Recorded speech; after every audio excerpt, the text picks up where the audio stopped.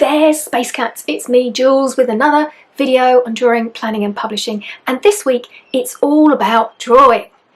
And we're right at the beginning of September here, so harvest time here. I thought it might be nice if we could reflect that in a bit of an artistic draw with me. I'm going to be using watercolour, colour pencil, graphite to start with, and some fine liners, and I've got some things that kind of like a still life in the background of things that you would expect to find this year, sort of this time of year, pumpkins and that sort of thing, and then a little cute character right at the beginning. So if you are ready, why not draw with me? Let's do this.